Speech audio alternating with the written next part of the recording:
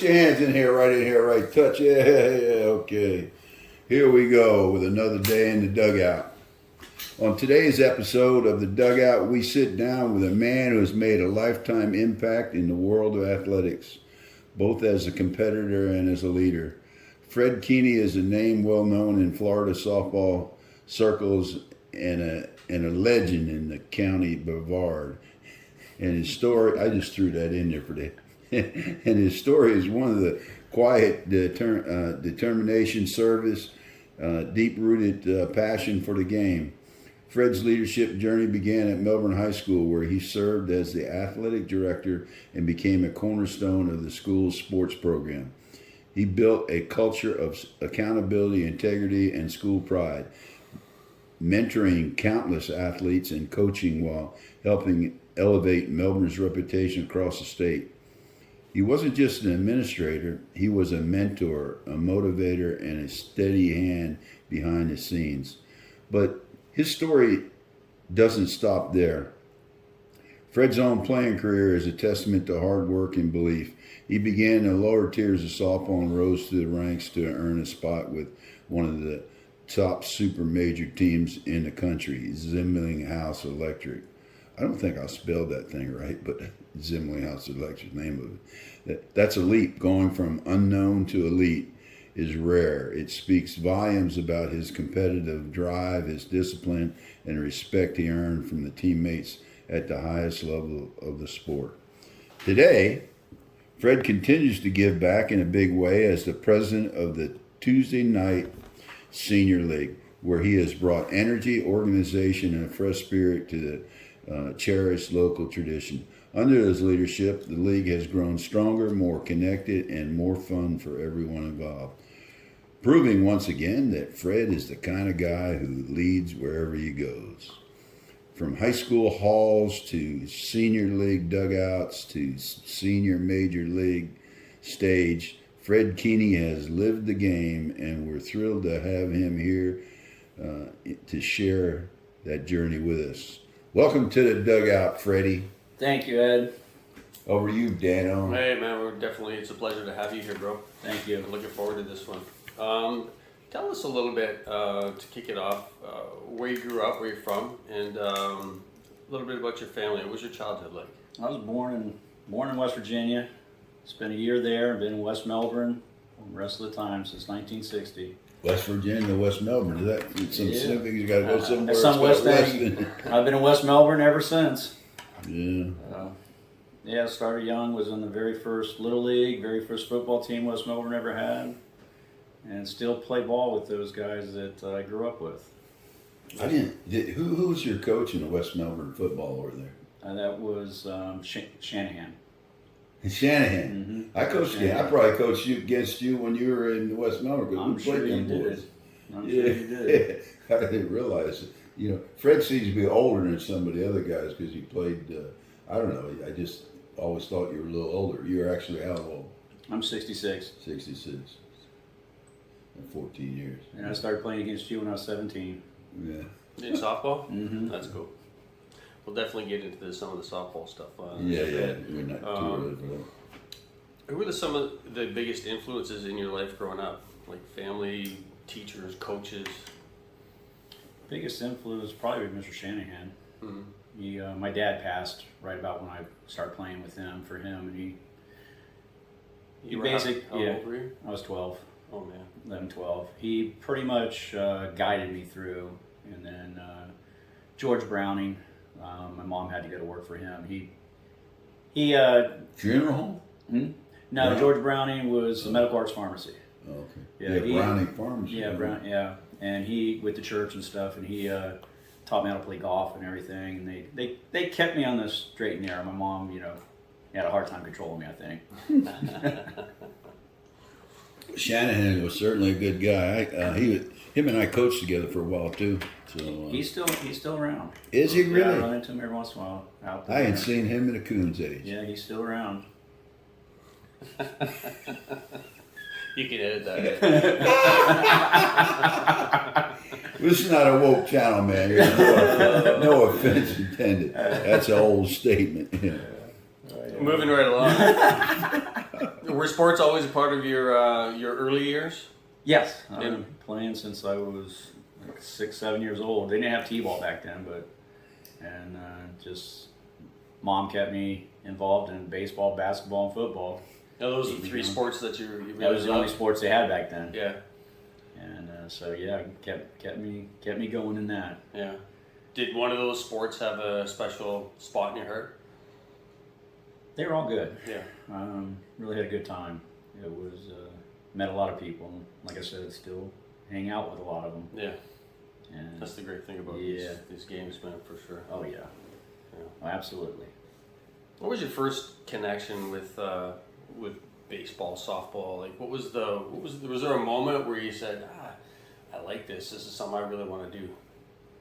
God, probably have to be about 10, 11, 10 years old, and they stuck me on the pitcher's mound, and Can you picture? yeah, had a good time there. And then probably at second base, I can remember probably the only play I can remember was one of those balls you kind of run for, and catch it. Yeah. That's about it. And softball, starting so young, it just kind of grew on me. It's part of our life now. Did you play softball and baseball at the same time? No. No. Well, yes. At 17, I was still playing in West Melbourne baseball at the senior league when I was started playing softball in the industrial league here in Melbourne. So, Do you remember if it was hard to transition No. to softball? No. No, You just it was just fun. athlete. It was just You fun. did. Nah, bull. No. And back then, you don't think about things. Are Right? you and Wadsworth the same age? Wads is a year younger than me. He graduated right So you behind guys me. grew up together. He went to Melbourne High School. Yeah, I didn't really meet Wads till high school. But he was a year younger than me in Mel High. Did you guys play on any of the teams together? We played on some softball teams together over Oh, the yeah. years. Yeah. No high school stuff. No. I didn't play any high school ball. I tore my Achilles. Could barely walk for 2 years. Oh my! At what age? I was a sophomore, so 14, 15 years old. Man. Yeah. How long was that recovery? Almost 2 years. Wow. Then tore it again when I was 55. How did it happen the first time? First time, actually, I was mowing the lawn for our church and clipped my back of my Achilles with the lawnmower. And they went and stitched it, didn't realize that it would cut into the Achilles tendon. Oh, dude. And football practice started a couple days later, and it was my one time in Mel High, first time I made a cut, snapped, carried off on a stretcher. Oh man. And that was it. That's in football. You made a cut. I made a cut in football, yeah. Yeah. Dude, That wow. was yeah.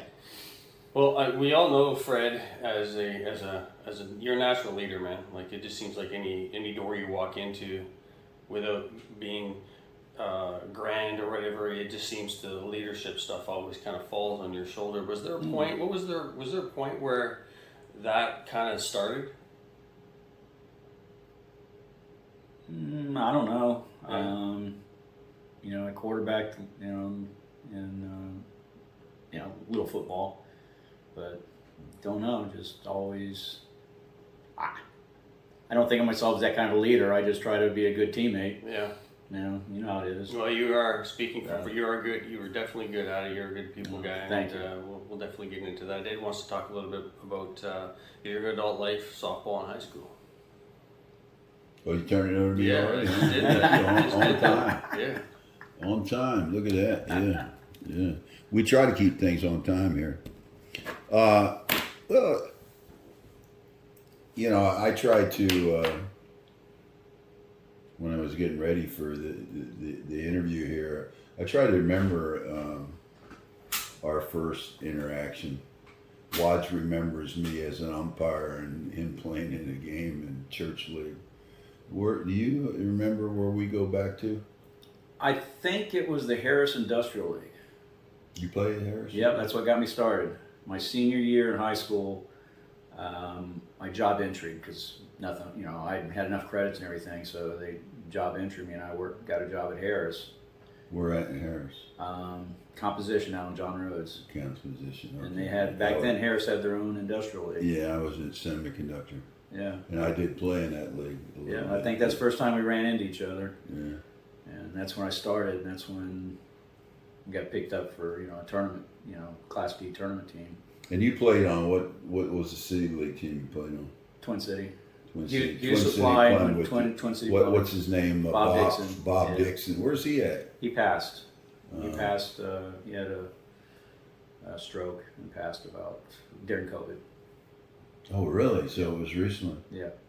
Yeah, I like Bob. Didn't see him much later on in life. Yeah. Yeah, he's a pretty decent player.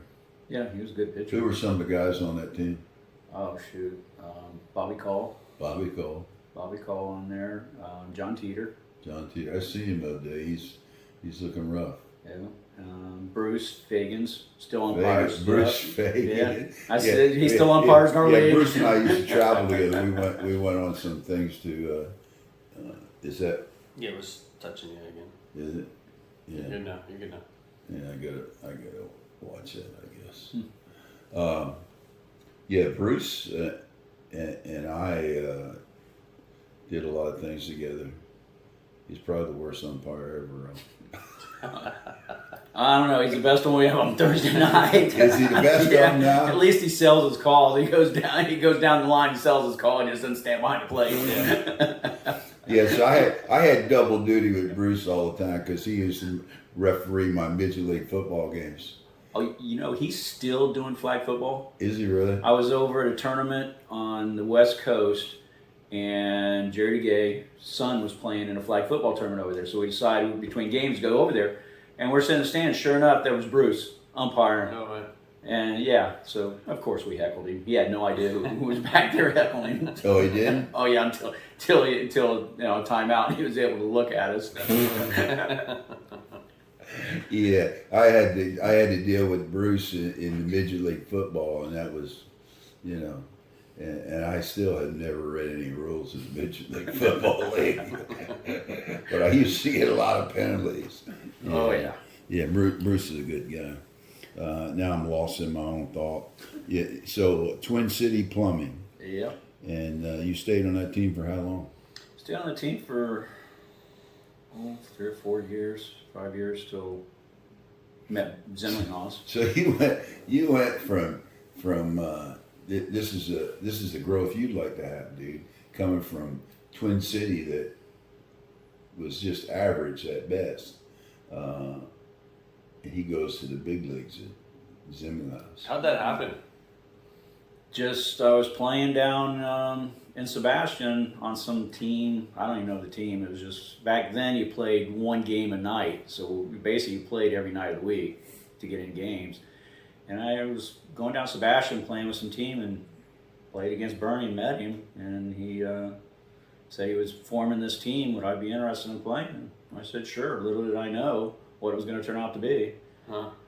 Yeah, Zibening House. He was really nobody on the scene, and I'm forgetting. I think it might have been Harold Fish that was the guy in his ear. Was it? Who and Carlos Wade. Carlos Wade was. Yeah. Carlos Wade was really in his Well, ear. he had the connection with everybody. Everybody. Yep. So he built a team, and he spent like $250,000 is the word I got on. Yeah, it was. Because his wife used to work for me, and he went. Spent But a how lot of long? money. It lasted 2 or 3 years. 3 years. 3 years. 3 years. Yeah. You got any stories about that and some of that? Because you had Mighty Joe Young on there. That's the only place I got to know him when he came down here, and I was in awe of these guys. yeah, well, I know you were just a kid. I was just a kid, and they were hitting balls over light poles and everything else. But they are actually the ones that taught me how to hit. Because I'm a little bitty guy, and they're bombers, and They got you for defense, didn't they? and lead off.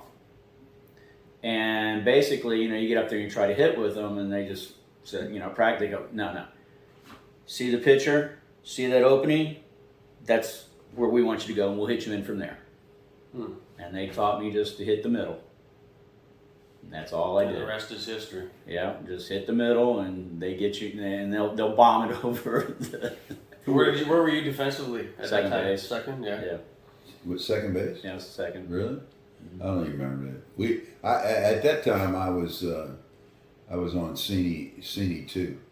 We had Ronnie and them Sene came and played for us with Zibening House the last year of the team. Yeah, when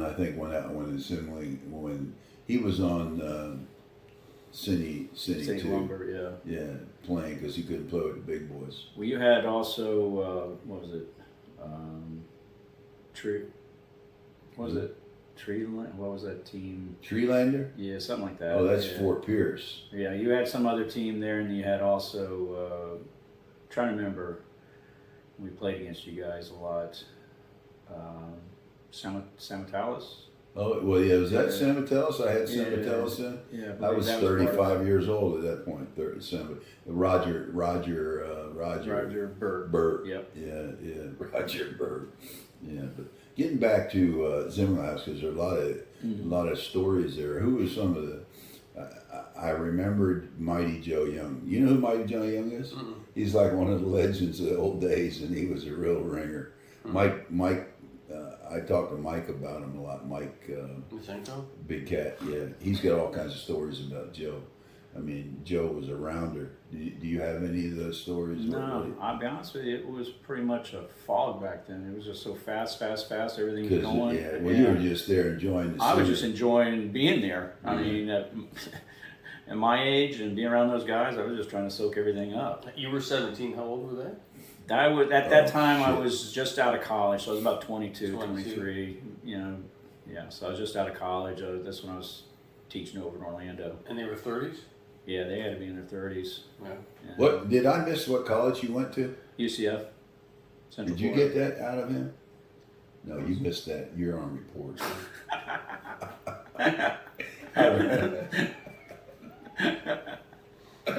Yeah, UCF. Famous UCF. Yeah, we like to cover the bases thoroughly, so. They're his questions I was reading. Okay. I defer. Look at it. There is question. Well, I tell you pass the what, buck. we don't back up people. We don't back up hosts here. Yeah. So no stories about them. You're renegades. Yeah, well, who were some of the guys you played? The best story is when we were playing you guys. We were talking about it a minute ago, and I look out and the second base turn, there's a thing going right. See Walt jumping the fence, and we're all just standing there going, "What the heck?" And I took Brian Henderson was on. I had our big first baseman. He was Nick. Brian was on his leg. He was like the center tight end for Georgia when they won Georgia Tech when they won the national championship. Big man. Brian's just hugging on his leg while he's pounding on somebody. I just grabbed Brian and pulled Brian off. So this is a fight. Oh yeah. What happened? What do you remember? They were saying some bad words to Walt. Some so racist stuff. Yeah, racist stuff. So Walt. That was Brian and that. That's the same. Yeah. The same weekend they burned me and Ethergy. Yeah. And I think you guys were we playing for the finals? Yeah, we were playing for the finals. They were done. They were sitting out there, enjoying their beverages a little too much. Yeah, it was Eddie, Brian, Swanda had the shotgun in his truck. Yeah, shotgun. And he was going to get it, and somebody stopped him. That's all I remember. That's a heated. Yeah, it was ugly. It was ugly. Well, Walt was going to jump the fence, beat his ass, and he went for his gun. Well, Walt picked up Brian Kirkpatrick, threw him the length of his El Camino. Oh, he did? Yeah, he grabbed Brian Kirkpatrick and threw him. And I'm just sitting there going, and then Brian was out there, and he was on Nick's leg, and Nick's like shaking him off, and Nick was pounding on somebody. I just grabbed Brian and said, "We're the little guys, man. We don't belong in this."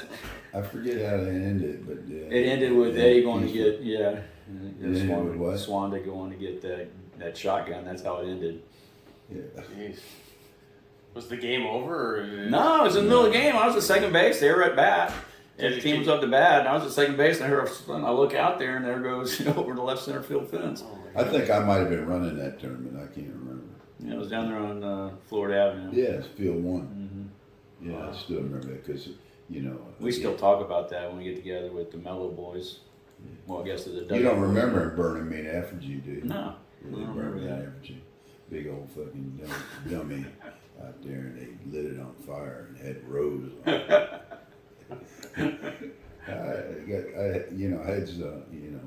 back to that was kind of Back then, you were pretty serious. well, yeah, I was serious for sure, but I also had a sense of humor because I thought it was fun.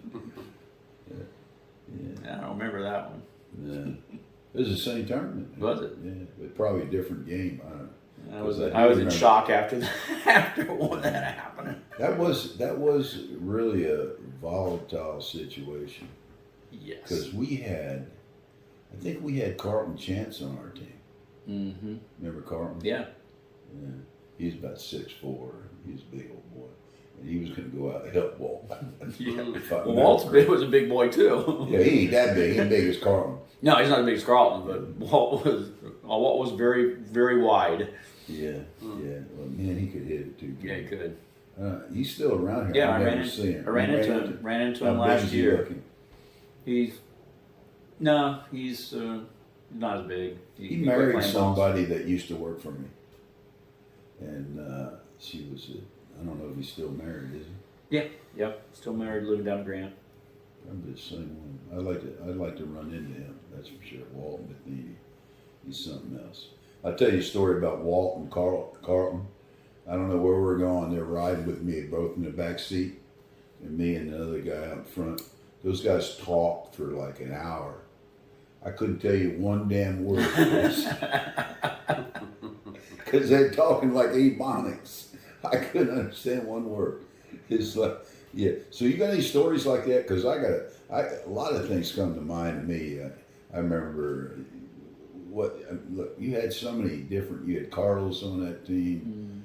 You didn't have Vargas. That's not the guy you're thinking about. Vargas. He played with Steels. He came on later. Yeah, he came on later. Big left-handed guy. Yeah, he came on later. He was first baseman.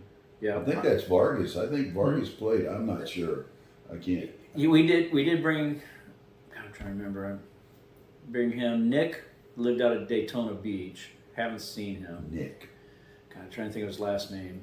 He lived up in Daytona Beach. When we were in Daytona, we'd always go have dinner with him and his wife once in a while. Nick. It didn't ring a bell with me. Big. Harold Kelly was on there, wasn't he? Wasn't Harold on there for a year? It might have been. I don't remember a lot of those guys. Yeah, I guess. The team sounds like it was stacked. Did you win all the time? How was your? We won a lot. I didn't make it to the. This is why I started my own company. I was working for U Supply at the time when I was playing for Bernie. Were you still in high school doing that when you were working with U Supply? I was in college. I worked for them when I was in college, here part-time, because they met them in the Industrial League at Harris also. Then I left Harris to go to college, and then they picked me up part-time at Hughes Supply. Picked me up part-time, worked part-time. I started playing ball for them too. So Melbourne High School wasn't the first thing that you went to. You went to when you got out of college and you had a degree. Oh, I first got out of college. I went over and was the head baseball coach at Montverde Academy, right out of college. Really? Yeah. And you drove over there every day? No, they set you up with an apartment. I had an apartment on a nice lake and everything. Really? Yeah, it was really nice over there. They did at that point. Montverde was just starting to grow. They were just starting. They were focused on soccer and basketball at that time, so baseball was kind of the step Did you go over there during the week and go home on the weekends? No, we'd come over on the weekends. Or the wife went with you? The wife, we got married when I was over there at Christmas break, and they actually were mad because of me trying to sneak away all the time to go play ball, because that's when I was traveling with Bernie and stuff. So you had weekend duties and stuff because it was an on-campus. They had house kids and stuff. So they got a little upset because I was always leaving, traveling. You're a busy man. Didn't they understand? Jeez. No, they didn't understand. Do you remember any of the big time players you played against, like Bruce Meade, or you played against any of those guys? Not really. Really? No, see, You were just in awe. Yeah, I was. I mean, we had that. We're there and see those guys, and watch how they played and just tried to learn from them. You know, that was the whole thing. I just watched them learn. I was always the youngest guy out there. So what's it comparing to? You played with all these big time players. Now you're playing with guys like Jerry Dugout.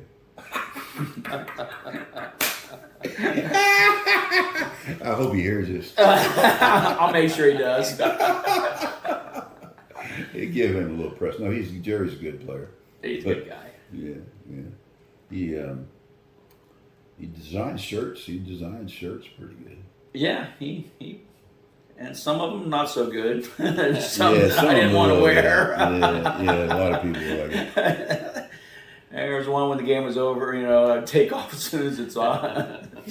So you played at a high level. Now you came back. Let me check my time. I'm coming up on my time. But, you played at a high level and you played at a low level. What do you prefer? I mean, I prefer just having fun. I like the competition, but I've always, to me, it's having fun and being with a team. When I join a team, I don't jump around teams much, but I always want to make sure that it's a team that afterwards we go places together, we do things together, we go in the parking lot. Drink beer a lot. Yeah, I can't drink much anymore. I can't drink at all anymore since my surgery. But yeah, they do. What surgery you had? I had prostate cancer. Oh, so you can't drink that? Yeah, can't drink it. That and sodas irritate the bladder. So, but yeah, it's got to be a team thing and fun. Everybody, you know, sportsmanship and fun. You know, I'm lucky I've been able to play on teams like that. Are you going to that Cape Cod thing in September? I am not going to Cape Cod. My wife looked at how much it was going to, because we had no, you know, it was not a sponsored tournament basically. Yeah. So my wife was looking at how much it was going to cost us, and then my son called from Japan saying, "Hey, I'm not coming home. We're going to Bali for Thanksgiving." So my wife looked at what it was going to cost to go to Bali compared to Cape Cod. We can go to Bali for almost the same, a little bit more money. So guess what? We're going to Bali instead of Cape Cod. And then when we told my son, he goes, I'll pick up, I'm going to be a babysitter for us, so I'll pick up your motel room while you're there. I go, sweet. So no, I'm not going to Cape Cod. Okay. Well, Yeah. Can I go to Bali with you? Sure. Yeah, I tell you what. Where is Bali? Malaysia. Malaysia. I've been to Malaysia. Yeah. Yeah, what was it? I'm trying to think. Okay, let me look if I missed anything. Boy, that does smother it, doesn't it? Totally. Huh? Yeah, just you're fine. I'm Just gonna- gonna lean over. Yeah. Yeah, a little technical problem, folks.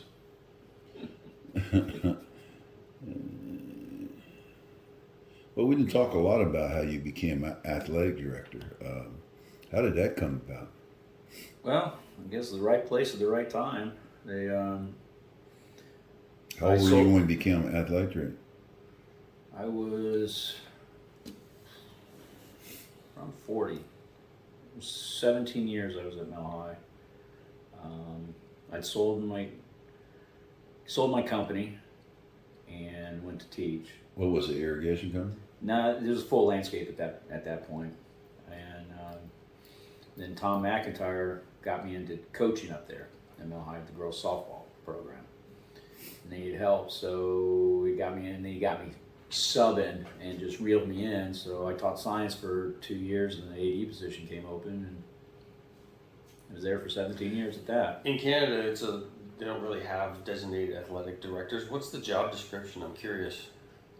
Basically, you're at the whim of the principal. It's a little bit of everything, but it's scheduling all the games, arranging their transportation, and the eligibility on the kids and keeping them eligible. For all athletics? For all athletics, Okay. for every sport, including the intramurals and including the clubs. Because there's club sports also, like crew and everything else. So they have to have the same standards as athletes. Right. It's a lot of work. People don't, the old days of the AD in his office's feet kicked up, that doesn't happen. It's go. And you're at school from 8 o'clock in the morning until 10:30, 11 o'clock. Oh my The last kid leaves. You're responsible for those kids, and you're there with the coach till the last kid leaves, basically, after the games. Wow. So you're there the whole time. And basically, you're also got to take care of the facilities. You can arrange for any of the facilities getting repaired and everything else. And The whole building, or just the athletic? all the stuff? athletic facilities. Gym and Let's do this though. Let's see if you can tell us a story, the most funniest story you know in the school system. In the school system, Yeah, or right, as an athletics? athletic director. Now, Funny. if you got a really good one for the school, you just something that would be. I've had some good ones. We had a lady in a JV basketball game that would not move for our cheerleaders to sit, and so they called me over, and that's when I had torn my Achilles again for the second time. I'm in a boot, and I go over there to try to move her, and she's telling me to go myself, and I pull my phone out, and I just warn parents. I said, listen, if I make this 911, if I press that button, you're never going to see your child play again in Brevard County sports. You'll never be able to step foot on a Brevard County. So she had a son and daughter with her, and the son was jumping up and down wanting to almost fight me, and my football team's behind me. And they're sitting there watching, and if that kid, and I had police officers, that kid would have laid a hand, they would have killed him. And finally, son wanted to fight you. yeah, he's going nuts, and he's probably about 20 years old. And I'm in a boot up in the stands. All I do is just do this, and I've been rolling down the thing. Mm-hmm. Well, I did press the button, called 911. I was able to get her out of the gym, out in the parking lot. She's still raising heck out in the parking lot. It took 30 minutes for the police to get there. I was not a happy man. Jeez. How 30 long? minutes. 30 minutes And for the you're police to get you're there. outside with them. I'm outside. I got him out of the gym, which is the safe thing to get him outside. Did she get restricted from? She was from Sebastian, but we trespassed her, and I called down Sebastian the next morning, and hopefully they trespassed her down there too. Oh, my goodness sakes. It'd be crazy. And then we had a riot one time at a basketball game. A riot at a basketball game? Yeah, I used to get these free shirts and stuff, and I have the cheerleaders throw them out to everybody. So made the mistake of doing it against Palm Bay. Mel High, Palm Bay, big rivalry game. And this is in our old gym, which is very cramped little old gym, a Hoosiers type gym. And the cheerleaders started throwing them out in the fourth quarter of a close game. Well, some idiot throws it back on the court. And now it goes crazy. Yeah. Even one of our teachers gets into it. Oh boy. And we had two rival gangs there too. Jeez. To rival what? Gangs. And luckily I taught some of them in my class because when I was in the classroom, I wanted people, I took the lowest science they could do because my whole thing was I didn't want anybody smarter than me, so it wasn't going to be, it wasn't the good kids. So I looked at them and they held back. Thank goodness. It cleared on the both stand. sides. On both sides Mhm. of the game. Oh, Yeah, that worked. and it worked out real good for me. But we had all the parents out on the court and everything else. It was. Oh, my God. And you sit back. Our principal was freaking out, and I'm just going. Now, Let's clear the stand. We'll just clear the place, finish the game. now you're 14 years younger than me. Maybe you don't remember, but in our era, like I know of at least. We had two big fights at Florida Air Camp in a basketball court. There was one big fight at O'Galley on the basketball court. That's the three I know, and I know that we tend to have when we were young, we tend to have some fights. But Basketball's the worst. Why is it worse? Because everybody the fans are up next to the court. There's nothing separating the fans. That's for supervision and an athletic director. That's kind of the roughest sport to supervise because everybody's up close. Right. And the officials can actually hear everything people say too. you know, and you get the rabbit ear officials, and you're going, oh man, okay, and they call you over and they point out a person, you got to take them out of the stands. And I used to just sit down next to I'd sit down next to the parent and say, introduce myself, and just go, do you want to see your kid graduate?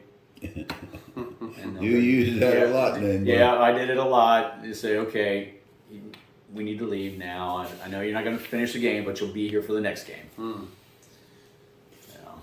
Well, Dan, I'll go ahead and take us into the next section. I think I overdid mine about 5 minutes. That's all right. We may forgive you. Put you on probation anyway. Yeah. Double secret probation. So, from the age of what to what were you the athletic director? Are you still doing it now? No. No, I retired back in 17, reopened my company. So talk about the company is where I'm going with that. Okay.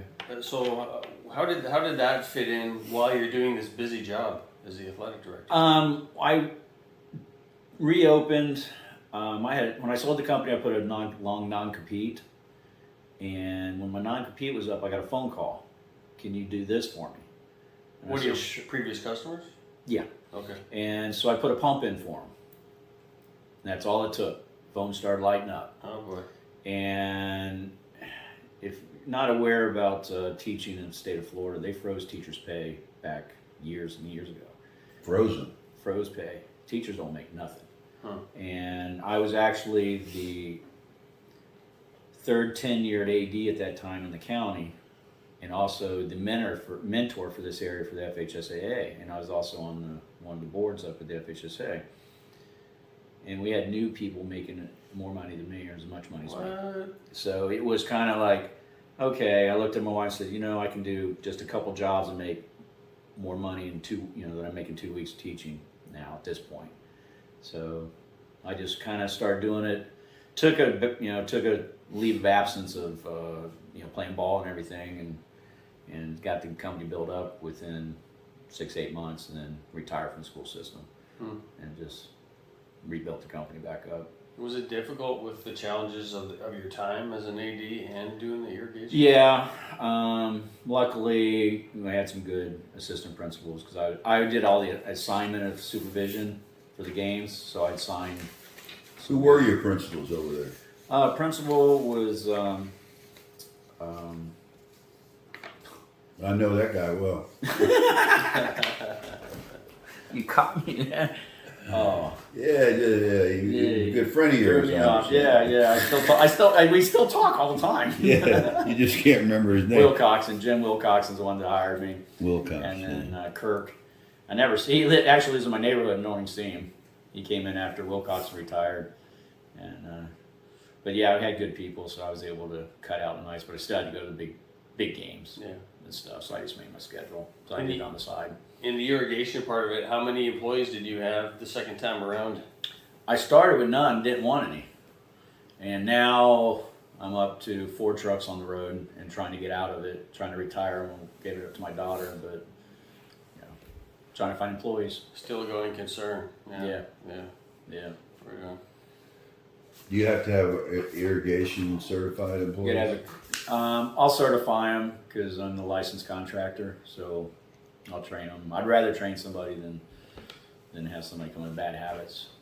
Just like playing ball, bad habits. Yeah, Dan's got a lot of them. He can tell you a lot of I know, I've seen Dan. I always said when I grew up I want to be like Dan. You got to reverse it? I'm not sure. I don't know how that works. When he grows up, he's like, what, 10 years old? Right, yeah. 65 year, what, 55? 56, yeah. 56, damn old man. Shit. 56. 76. Well, you're 76. We got the decades well represented. Yeah. Yeah, yeah.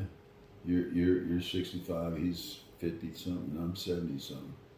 So in the school system, I'm curious. You were there for a long time. How did you see it change over the generations, like generally and even specifically, because with the Dugout, even from a sports standpoint?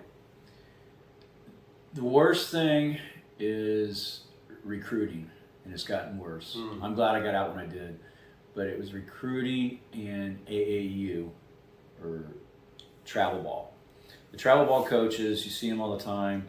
There's a lot of good ones out there. Don't get me wrong, but you get the ones that aren't, and they promise these parents all these scholarships and everything. And these parents pay big bucks. The kids doesn't have the talent. Scholarships for college.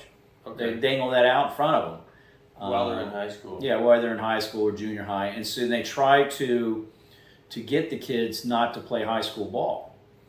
One of the biggest things was we had Mel High's big soccer program. We won like 6 state championships while I was AD in soccer.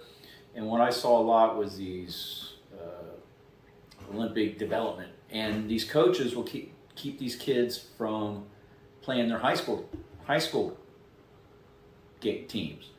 And I would sit down with them and just explain to them, when you go back to your 10-year, 20-year high school reunion, your friends are going to be talking about how they played in high school and stuff like that, and you're going to be missing out.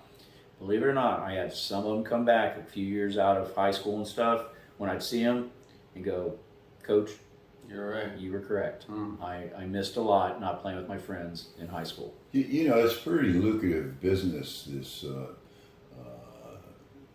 coaching. Oh, now. it's huge. I mean, these coaches are making, when I had my 2 Dominican boys, there was a club over, you were alluding to that a little bit, but just to try out, it cost you $200. And you go over there, so there's 40 people trying out. $200 times 40 people, do the math. And they keep that money because you don't get it back if you don't make the team. That's just the start. And then you pay $150 a month to be on the club, and that goes to the coach.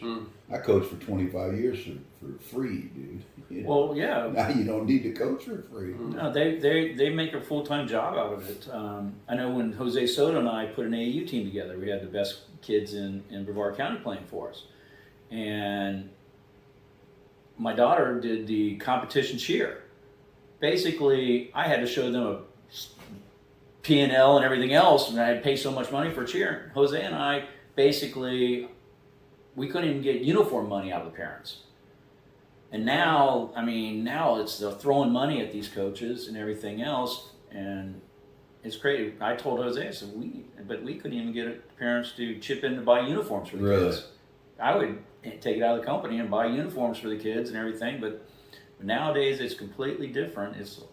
They're throwing money, and Jose, when he was coaching at FIT and Eastern Florida, would tell me that he would go to, because it's all about the showcases. Yeah, showcases. They would pay the college coaches just to show up, so they say, we have these college coaches.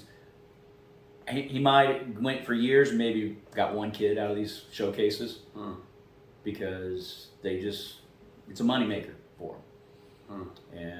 And then baseball's gotten really bad about there are some good the prospects or prospect or what. There are some good things about it, but I do believe that you can you can not play high school and still do well. Well, nowadays I don't believe that you should do that. I don't think so either. But nowadays it is more like with Jose. Talking to Jose, says I can go to that camp and see 200 kids who are drive around. The different ball games. I might see 1 or 2. Yeah. So I could see the aspect of that, but then how much money it's costing these parents, especially the kids that aren't going to make it.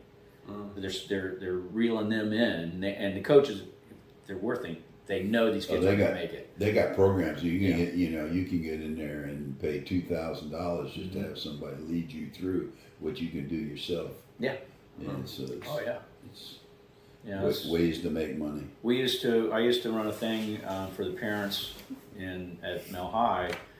I'd bring in some speakers and stuff, and basically tell the parents academics is there's more money in academics than athletic. Unless your kid's some super amazing, they're not going to get a full athletic scholarship.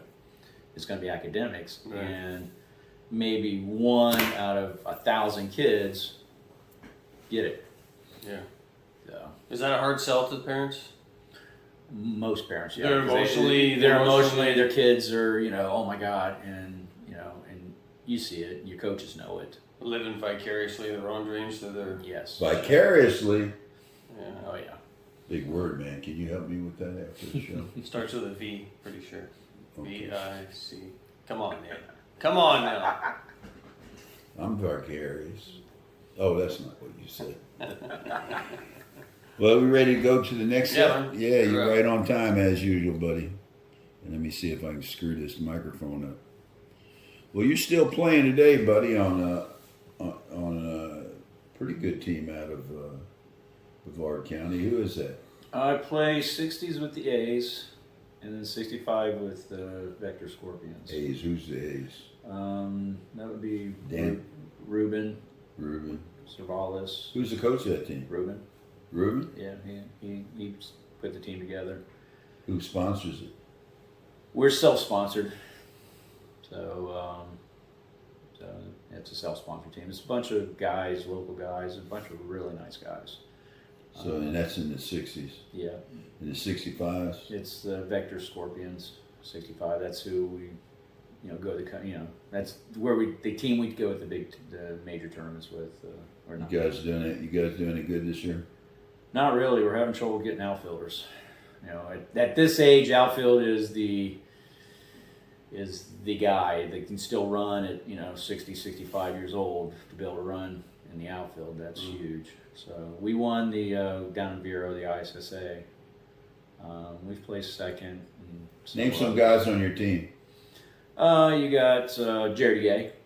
Oh, Jerry! Well, you got a great team. You have Jerry on there. You got Tommy Lawler, Keith Carroll, Skip Ryan, Dale Blankenship. It's pretty decent. Pretty decent. Sound like good. Good- Sound good- like good guy. And then, local legends from yeah. Brevard and Indian River County. Yeah. Tommy Louder. Yeah. Yeah. My man Tommy. He's like my lookalike. Yes. You guys do look alike. We tease him all the time. But he looks a little bigger than me. But I'll take him. Yeah, shit.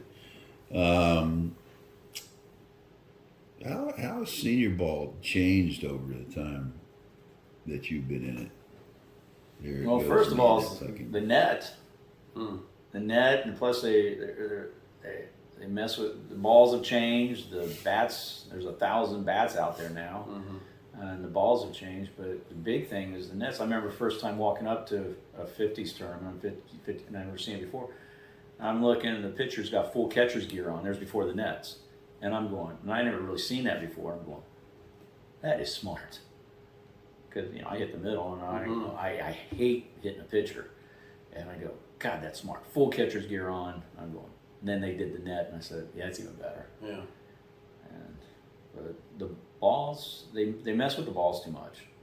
I mean, you get. It's kind of inconsistent, isn't it? Yeah, it's very inconsistent. Yeah. A couple years ago they went with one that, almost like a limited flight. Yeah, it was. Flight restricted. It was. And now not this supposed one to be. is the same manufacturer and a different stitching. It might last. The baiting ball. Yeah. Yeah. It might last. An inning or so. It's like before they it get starts hot. flying. They get hot, and they just. Yeah. It's like in a sock. And I remember when I first started 50s, the bats would only last maybe a month. Yeah. Yeah, there'd been a whole run of Yeah. I used to have 50 bats outside my garage broken. Now, You kept the broken ones. Yeah, I used to keep broken ones, sell them for $5 to somebody. After that, Joe Rosali used to buy them.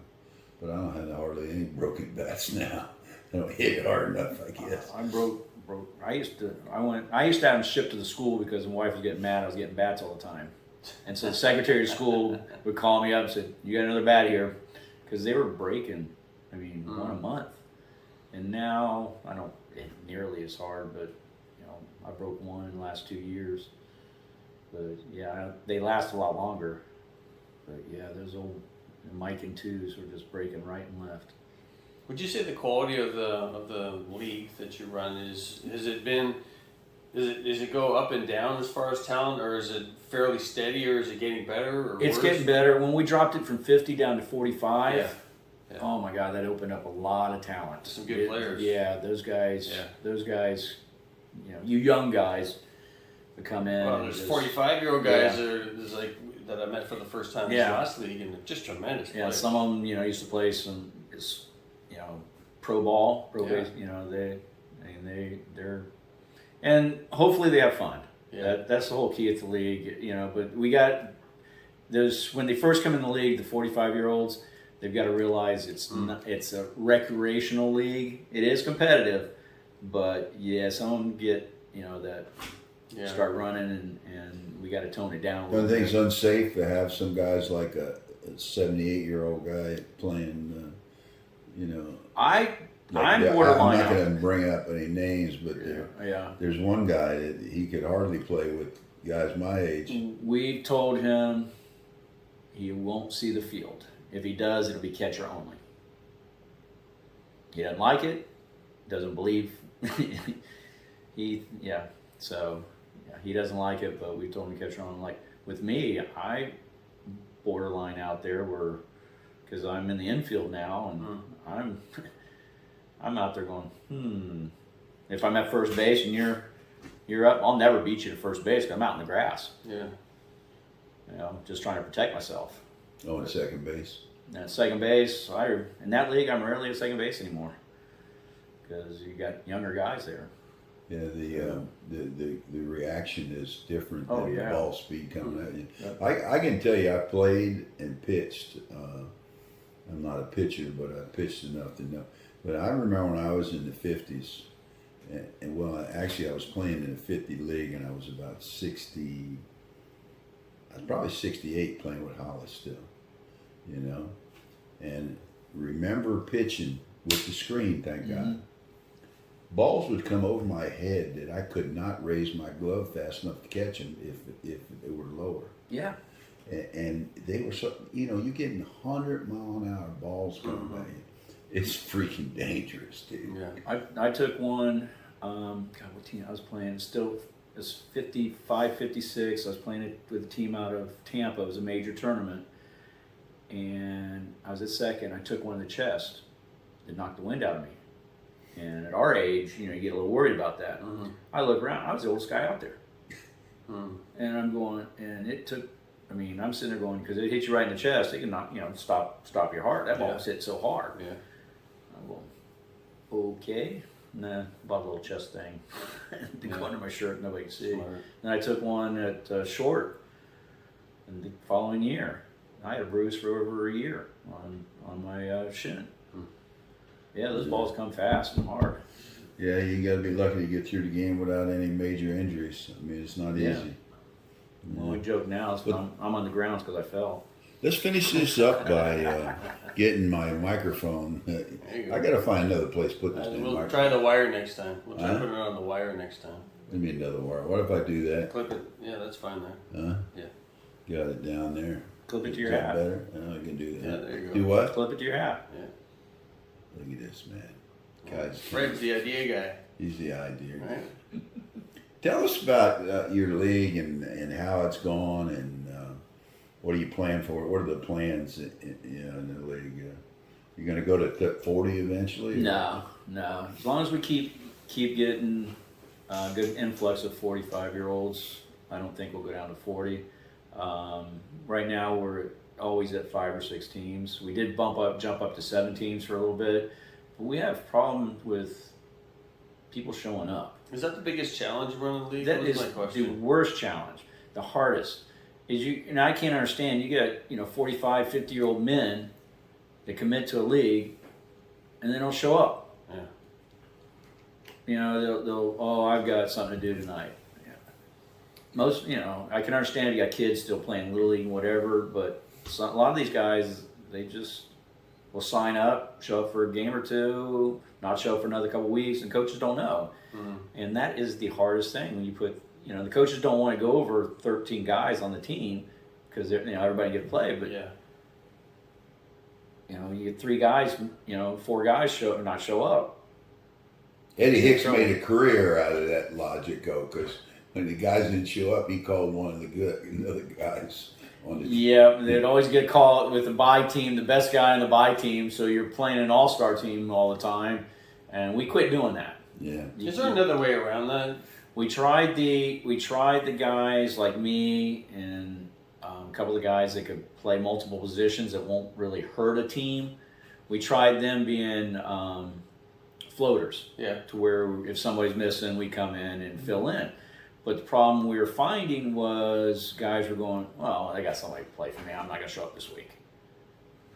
And then pulling off teams, then you get the guys that same thing. Well, they'll just pull somebody off the bye team. I'm not going to show up. And you get 3 or 4 or 5 guys, and you're in trouble. Mm-hmm. That is the biggest problem with the league. Is what is the solution? You got any ideas cooking for that? I have no idea. We tried different things. We've even talked about guys that are there less than 60% of the time. Just tell them they can't be in the league. Mm-hmm. See if that might wake them up a little bit and wake up some people, but the coaches don't want to do that. We have yet to find a solution because that hurt the league back when Dave Circus was running it. And basically he kind of quit, and that's when John Ferrante and me and Keith got together and said, hey, we got to keep this league going. And Keith Carroll? Mm-hmm. And we got to keep the league going, and that's when we dropped down to 45, trying to get more players, but we're still having the same problem. One of the things about the league which is cool is that you rank every player. Mm-hmm. The teams are always so competitive. I mean, it's a really cool league. When I go to tournaments, there's a lot of guys who have heard about our league and talk about it. It's really neat. Is there enough extra guys, or because everybody's ranking? So let's say that you had some guy who's a 3 out of 5, not there. Is there enough to dip into somebody else who's not on a full-time team to replace that with a 3, or there's not enough reserves for that? There's not enough reserves. We get the guys on the bye, or not bye, but we call it a waiting list because they sign up late. Yeah. But we end up within a couple of weeks taking those guys and placing them on teams full time because guys go out and get hurt or go, I got to work or whatever. But they're honest and say, I'm not going to be there the rest of the season. So we're able to take those guys. But we usually only have about 4 or 5 of those guys that show up that sign up late. Mm-hmm. We place them, and we used to try to do it by their talent, but we basically first up at this point. Yeah. So if somebody loses a guy that's rated 4.8 and we replace him with 3, sorry. But usually we don't lose the upper guys. It's usually the middle of the road guys. So how long you plan to be the president of this league? Technically, I stepped down. Ruben is. I just run the website. Oh, you have stepped down. I stepped down. Ruben last year took over. Because Ruben does, to be honest with you, Ruben does a lot of the work. He coordinates with Palm Bay, the city of Palm Bay, and he lives only a block away from the field, so he's able to go and check the fields and everything, and communicates with the coach, especially since I had to go back to work. So it's he does a lot of the communication stuff. So we basically turned him over for that. I'm trying to back out because I don't have time. I didn't update the stats or anything or the win-loss this past season because I get home right now. It's too late, and I don't have time to do it. Mm-hmm. And if anybody that complains about it, that's the person I say, well, you want to do it? Here's the job. Here's the job. You want to do it? Yeah, it's one thing to complain about something. It's another thing to have to actually do it. And you gotta like the people that do the half century. I mean, I don't care what they do. They're doing it. They're giving us the opportunity to play. I mean, absolutely. Yeah. Everybody complains about going to Lakeland all the time. I'm going, well, there's nowhere else to play. I know why they're doing it because centralized. Yeah, centralized. You get more teams. Like we were down 60s down in Vero this past weekend. I think they only had 40 some teams in the 60s, which there's like 80 some teams. But you go over here to Lakeland. Everybody complains they're going to Lakeland all the time, but it's in the middle of the state. Yeah. It's a good place. Plus, human nature is to complain. Yeah. Yeah. But yeah, half century, I think they do a good job. Yeah. I really do. I have no complaints on it. Well, Dano, why don't you wrap it up and take us on home? Yeah. What you normally do. Yeah. So, I mean, thanks again for being here today, Fred. Well, thanks for You're having me, definitely guys. a rock star, and you're definitely part of the softball fabric of Brevard County. That is obvious. Thanks. There's no doubt about it. You've been very successful in your life, in athletics. What would the Fred Keeney 3 keys to success be? Have fun, enjoy it, and practice. Right You on. know, just the main thing is just enjoy what you do. Yeah, You know, that's part of it. If you don't enjoy it, don't do it. that's right. And you got a wife that understands. Bingo. We need those, man. All right. Yes, sir, buddy. All right. Well, thanks, Fred. Thanks, guys, for having me. Wow, Appreciate it, man.